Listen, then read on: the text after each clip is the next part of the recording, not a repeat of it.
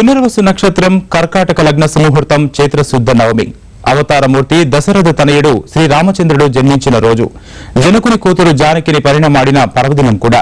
ఏటా శ్రీరామనవమి రోజున అశేష భక్త జనావళి కన్నులారా తిలకించి తరించే భద్రాద్రి సీతారాముల కళ్యాణ మహోత్సవానికి ఏర్పాట్లు పూర్తయ్యాయి.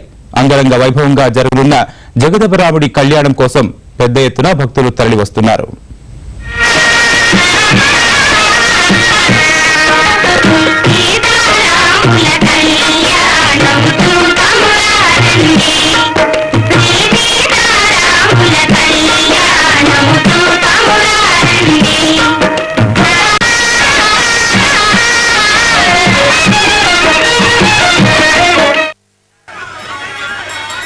జగదభిరాముని కళ్యాణోత్సవానికి ఖమ్మం జిల్లా భద్రాచలం సర్వాంగ సుందరంగా ముస్తాబైంది.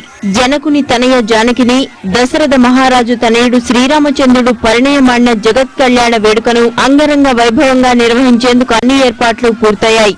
రఘుకుల సోముడు శ్రీరాముడు జన్మించిన చైత్రశుద్ధ నవమి పునర్వసు నక్షత్రం కర్ణాటక లగ్న సుముహూర్తమున కన్నుల పండుగగా జరిగే సీతారాముల కళ్యాణాన్ని తిలకించేందుకు భద్రాద్రికి భక్తులు పోటెత్తుతున్నారు.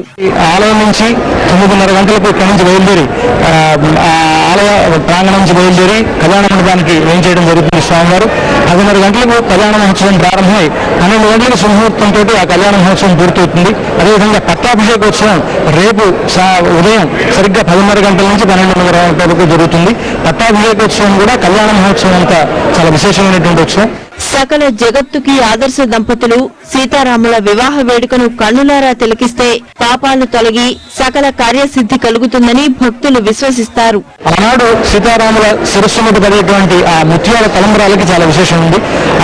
ఆయన శిరస్సు మీద పడినటువంటి ఆ తలంబరాలను తమ శిరస్సును ధరిస్తే భక్తులందరికీ కూడా ఉండేటువంటి అపవిత్రతలు, వాళ్ళకు ఉండేటువంటి అనేకమైనటువంటి పాపాలు తొలగిపోతాయని, అనేకమైనటువంటి శుభాలు ఏర్పడతాయని నమ్మకం ఉన్నది. అదేవిధంగా పట్టాభిషేకోత్సవానికి కూడా ఆనాడు శ్రీరాముల శిరస్సున ఉంచబడినటువంటి నదీ జలాలు, సముద్ర జలాలకు సంబంధించినటువంటి తీర్థాన్ని కనుక మన శిరస్సును ధరిస్తే తద్వారా మనకు ఉండేటువంటి పాపాలు పోవడంతో పాటు సకల కార్య విజయం ఏర్పడుతుందని అంటారు. ఈ ఉత్సవాలు ఇక్కడ ప్రధానమైనటువంటి. సీతారాముల కళ్యాణోత్సవానికి ప్రభుత్వం తరపున సీఎం కిరణ్ పట్టు వస్త్రాలు సమర్పించి స్వామివారి వివాహ వేడుకను స్వయంగా తిలకించనున్నారు. పట్టాభిషేక మహోత్సవానికి రాష్ట్ర గవర్నర్ నరసింహన్ హాజరు కానున్నారు.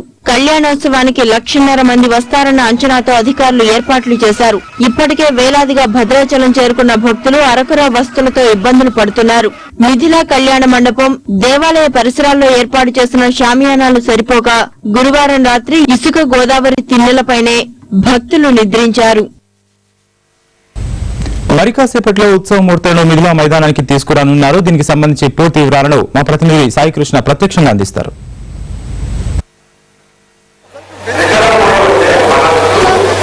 రమణీయం రమణీయ దృశ్య కావ్యం సీతారాముల కళ్యాణం. ఈ కళ్యాణ మహోత్సవం మరి కాసేపట్లో భద్రాద్రిలో ప్రారంభం కానుంది. ఈ భద్రాద్రి సీతారామచంద్రుని కళ్యాణ మహోత్సవాన్ని తిలకించేందుకు భక్తులు భద్రాద్రికి పోటెత్తారు. జనసంద్రమైంది.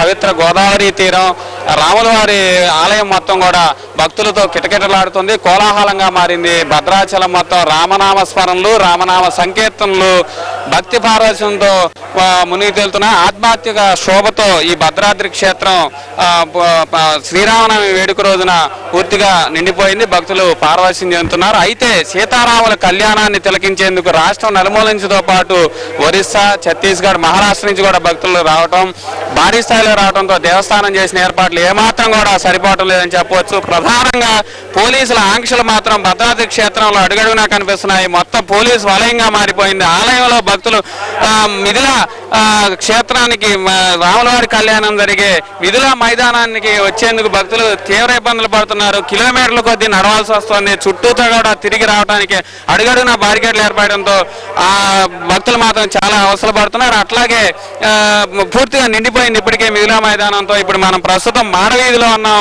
వైకుంఠ ద్వారం వైపు, భద్రాద్రి ఆలయం వైకుంఠ ద్వారం వైపు ఉన్నాం. ఇక్కడ భక్తులు పడిగాపులు పడుతున్న దృశ్యాలు చూడవచ్చు.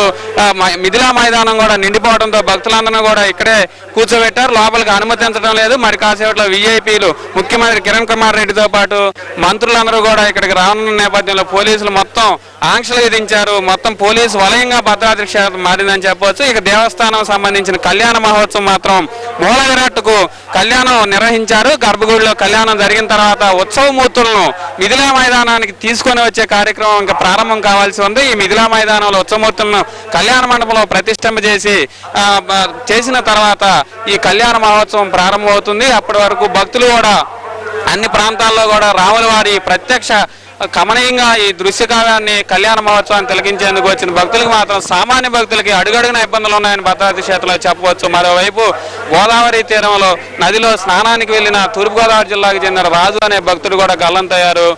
ప్రస్తుతానికి మాత్రం ఈ క్షేత్రంలో ఇంకా మరి కాసేపట్లో 10:30 తర్వాత సీతారాముల కళ్యాణ మహోత్సవ ఘట్టం ప్రారంభమవుతుంది. భద్రాచలం నుంచి Saikrishna, ETV news, power 2 studio.